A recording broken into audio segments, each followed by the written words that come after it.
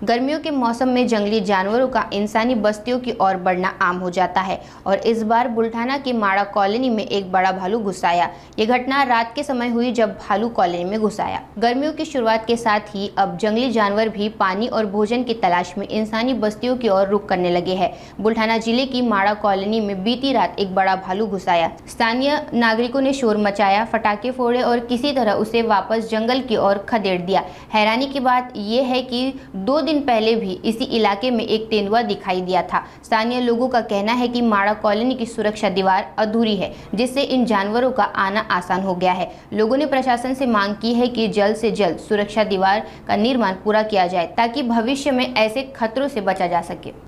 नमस्कार, दीपक दातीर, मी माडा कॉलनी इथला रहिवासी आहे।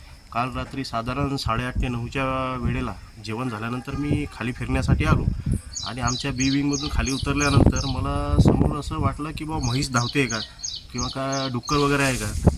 तर माझं अचानक त्याच्याकडे लक्ष गेलं, पण मी निरखून बघितलं असता ते मला अस्वल जाणवलं। तर मी आरडाओरड केली। तिथं बसलेले काही आपले नागरिक शेजारी पण होते, त्यांनाही पटकन सावध केलं आणि तर काही महिला बसल्या होत्या, मुलं खेळत होते ग्राउंडमध्ये, त्यांना आतमध्ये घेतलं। त्याच्यानंतर इकडे ए आणि आपलं सी आणि डी विंगमध्ये मुलं बाहेरच खेळत होते। धावत येऊन मी त्यांना बाजूच्या वाड्यामध्ये घातलं।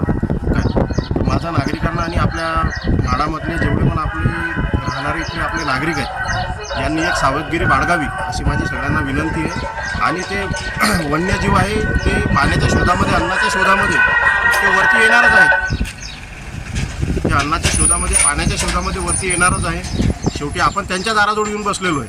काय तर आपल्यापासून त्यांनाही इजा नको आणि त्यांच्यापासून आपल्यालाही इजा नको, या दृष्टिकोनातून आपण एक काम करावं की संध्याकाळच्या वेळेला किंवा इकडे फिरणारे जे लोक येतात सकाळ किंवा संध्याकाळी त्यांनी एक सावधगिरी बाळगावी। काय कारण प्रत्येक वेळेस शासनच आपल्या पाठीमागे उभं राहील असंही काही होणार नाही। काय शासनाने आपण बी शासनाकडे अपेक्षा करणे, काय त्याच्यापेक्षा आपण आपली सावधगिरी जर बाळगली तर ते योग्य राहील। काय आणि एक इथे आमच्या भिंतीवर एक मोठा खड्डा आहे। काय तर तो खड्डा बुजलेला नाही, त्याच्यामधून पावसाचं पाणी वाहत जाते नेहमी पाऊस आल्यानंतर। तर माझा एक असा अंदाज आहे की त्या छिद्रामधूनच ते अस्वल बाहेर आलेलं असावं। बोला।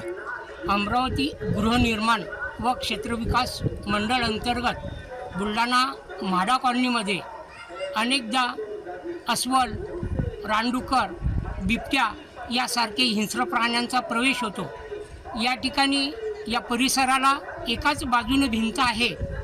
वास्तविक पाहता हा परिसर अजिंठा डोंगर रांगेत दरीला लागून असल्याने या ठिकाणी जर परिपूर्ण भिंत असती तर अशा प्रकारच्या धोक्यापासून स्थानिक नागरिकांचं संरक्षण होऊ शकते आणि म्हणून संबंधित विभागाने या परिसराला परिपूर्ण भिंत कशी करता येईल असा प्रयत्न करणे, अशी कार्यवाही करणे अत्यंत आवश्यक आहे।